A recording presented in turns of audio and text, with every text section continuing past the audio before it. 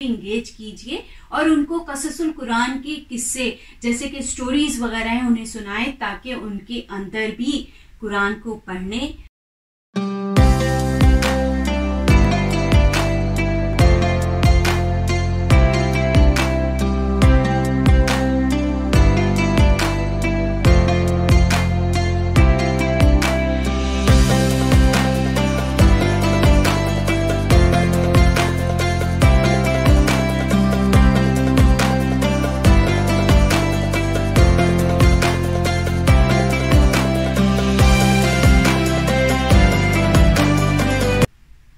बिस्मिल्लाहिर्रहमानिर्रहीम। अस्सलामुअलैकुम। मैं हूँ इरम रिजवान और आप देख रहे हैं मेरा प्रोग्राम एहसास रमजान।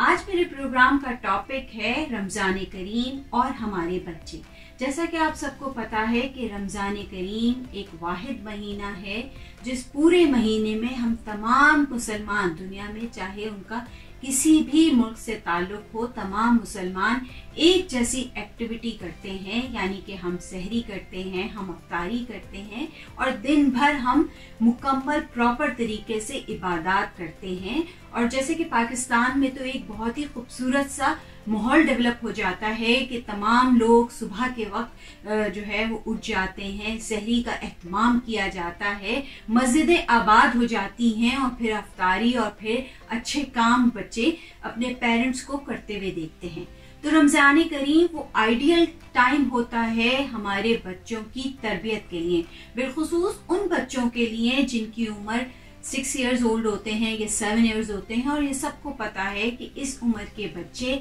बहुत ज्यादा तेज उनकी ऑब्जर्वेशन होती है और जो ऑब्जर्व करते हैं वही एब्जॉर्ब करते हैं कि उनका ये लर्निंग टाइम होता है, तो उनकी बहुत फास्ट वो लर्निंग कर रहे होते हैं और जो देखते हैं उनकी वो मेमोरीज ऐसी डेवलप हो जाती हैं कि फिर वो कभी भी नहीं भूलते। जैसे कि आप सबको पता है कि हम भी अपने बचपन की वो बातें जो हमने बचपन में सीखी हैं हम कभी भी नहीं भूलते और हम हमेशा कहते हैं कि हमारी अम्मी ऐसे करती थी, हमारे अब्बू ने ये काम किया। और आप सब ये देखिएगा कि आप लोग भी जो आपके बचपन की बातें हैं जो आपकी मेमोरीज में पक्की हो गई हैं वो आप कभी भी नहीं भूलते, आप उसी अंदाज से करते भी हैं आगे जाके। तो ये वो आइडियल टाइम होता है जब हम अपने बच्चों की एक इस्लामी तौर पे अच्छी तरबियत कर सकते हैं। अब जैसे कि हम बाहर रहने वाले लोगों में तो जैसे पाकिस्तान में तो एक माहौल डेवलप हो गया है और बच्चे देख रहे हैं और इस्लाम जाहिर सी बात है हर तरफ एक जैसा ही माहौल, मगर यहाँ पे मल्टी कल्चर होता है तो यहाँ पे बच्चों की तरबियत करने में वालिदैन को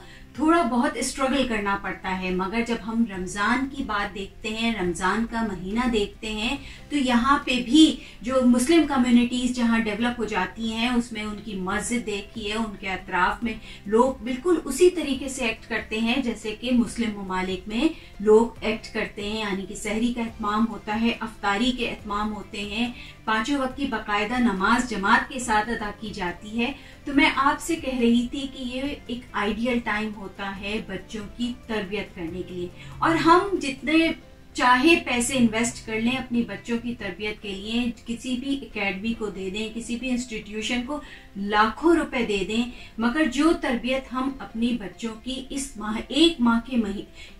एक महीने में अच्छे तरीके से कर सकते हैं वो लाखों रुपए खर्च करके भी नहीं की जा सकती। वो किस तरीके से कि जब ये माहौल बन जाता है, जाहिर सी बात है सबके घरों में एक सही माहौल होता है, सब सुबह उठते हैं, सैरी करते हैं, फिर बाजमात फजर की नमाज अदा की जाती है और उसके बाद जिक्र किया जाता है, कुरान करीम पढ़ा जाता है। तो आप अपने बच्चों को भी इंगेज कीजिए और उनको कससुल कुरान के किस्से जैसे कि स्टोरीज वगैरह हैं उन्हें सुनाएं ताकि उनके अंदर भी कुरान को पढ़ने, समझने और सीखने का शौक बचपन से ही पैदा हो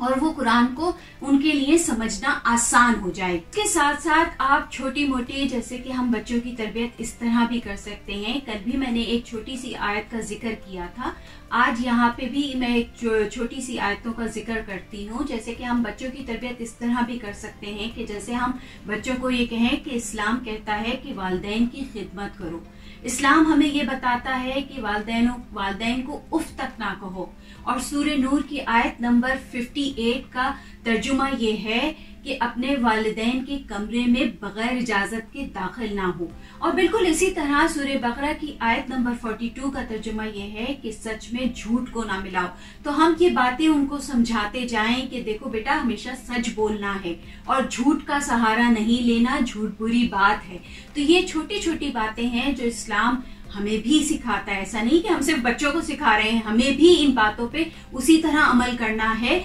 जैसे कि हम बच्चों की तरबियत कर रहे हैं। और बच्चों के साथ भी हमें ये बातें करते रहना है, ताकि छोटा जहन होता है, हम छोटी बात कर सकते हैं, हम गहराई वाली बात तो उनको नहीं बता सकते, मगर जैसे जैसे उनकी उम्र बढ़ती जाती है, उनकी जुस्तजू बढ़ती जाती है, तो वो हर बात सीख लेते हैं। तो ये छोटी छोटी बातें हैं जो हम अपने बच्चों को घर में सिखा सकते हैं कि हमने 5 वक्त की नमाज पढ़नी होती है, तो हमें उनको बताना चाहिए कि वजू किस तरीके से होता है, नमाज की अदायगी कैसी होती है। कि देखिए, हम बच्चों में देखते हैं, हम घरों में अक्सर देखते हैं कि बच्चे छोटे होते हैं, बोलना भी नहीं आता, वो वालिदैन के पीछे पीछे नमाज पढ़ रहे ऐसे ही खड़े हो जाते हैं। तो यही तरबियत है, इसी को तरबियत कहते हैं कि जो वालिदैन एक्ट करते हैं बच्चे उसी को लर्न करते हैं। तो यही मेरा आज का उन्वान भी इसीलिए था कि ये, और शुरू में ही मैंने इसलिए भी रख लिया कि देखिए, हम सबके माहौल, घरों के माहौल से ही हमारे बच्चे बेहतरीन इस्लाम सीखते हैं, और हम जैसा उनको सिखाना चाहते हैं हम वैसा हम एक्ट करें तो हमारे बच्चे बेहतरीन इस्लाम पर अमल करने वाले बच्चे बन जाएं। तो लिहाजा हमें चाहिए कि हम बच्चों को वो दिखाएं जो हम उन्हें चाहते हैं कि आगे जाके वो करें। तो ये सबसे पहले हमारी अपनी जिम्मेदारी है कि हम बच्चों के आगे झूठ ना बोलें, हम बच्चों के आगे अपने वालिदैन के साथ बदतमीजी ना करें, हम बच्चों के आगे वो तमाम काम करें जो हम अपने बच्चों को सिखाना चाहते हैं। और बिल्कुल इसी तरीके से रमजान का टाइम एक बहुत आइडियल टाइम इसलिए भी है कि इसमें एक जो अफ्तारी की एक्टिविटी है, जो मुझे भी अभी तक बहुत अच्छी लगती है और यकीनन सबको बहुत अच्छी लगती होगी, कि अफ्तार से पहले जो प्रिपरेशन टाइम होता है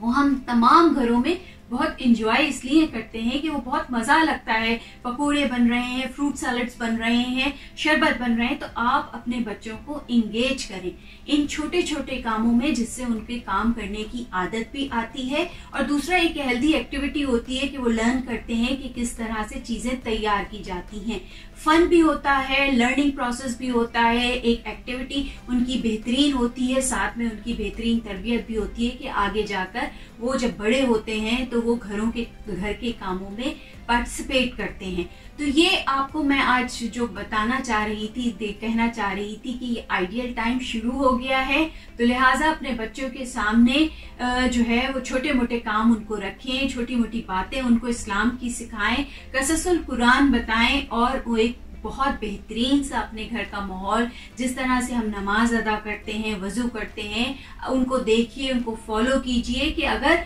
वो कुछ गलत कर रहे हैं तो उनको वहीं पर सही कर दीजिए, क्योंकि बच्चे इस उम्र में से गुजर रहे होते हैं जब वो तेजी से सीख लेते हैं। तो हमारा मकसद भी इस्लाम को आगे बढ़ाना है और हमारे बच्चे ही हमारे मजहब को आगे बढ़ाते हैं। तो अपने बच्चों के लिए अपने बच्चों की बेहतरीन तरबियत कीजिए ताकि वो एक बेहतरीन माशरे को तश्कील दें। यही मेरा आज का एक छोटा सा मौजू था। इंशाल्लाह फिर मुलाकात करती हूँ कल।